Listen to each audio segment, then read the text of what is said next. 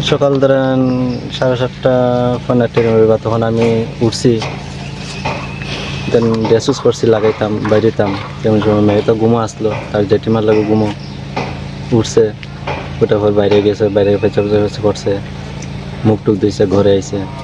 তো আমি dress use লাগাই আমি আমার বাইরে পরে আইয়ে পড়ছি ডিউটিতে। আমার কুমারঘাট হসপিটাল সাপ্লাই আছে, এটি দিয়া আইসি ফটিকরা। তখন 9টা 9:30 জানি বাজে, ঠিক দেখছি না আমি টাইম। তখন আমার কাছে একটা ফোন আইছে, আমার একজন বাতিজা লাগে, হ্যাঁ ফোন করছে, এরকম ঘটনা, তুমি একটু কুমারঘাট হসপিটাল আপনার।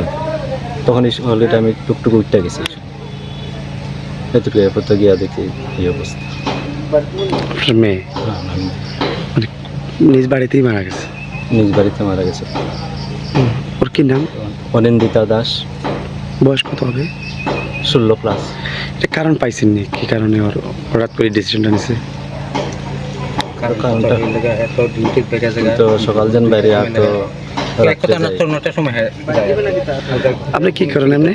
তো কুমারঘাট প্রাইমারি মার্কেটিং কোভারেজ সোসাইটি লিমিটেডে এই স্টেশনারি কাউন্টার একটা ইনচার্জ, স্টেশনারি। নামটা? বিপ্লব দাস। বাড়ি? উত্তর বসিরা পিসারিপাড়া, কুমারঘাট। ধন্যবাদ।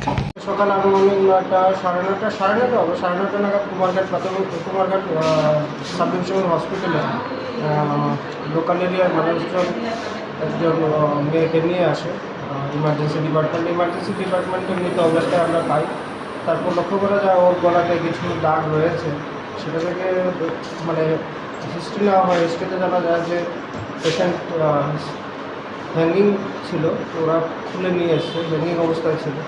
তো আমরা ব্লাড ডেড অবস্থায় পাই। তারপর আমরা পুলিশকে ইনফর্ম করি, পুলিশ এবং লোকাল অ্যাডমিনিস্ট্রেটিভের সহায়তায় আমরা পোস্টমর্টম কন্ডাক্ট করি ফটিকরা হসপিটাল মধ্যে, এবং এখন কমপ্লিট হয়েছে পোস্টমর্টম।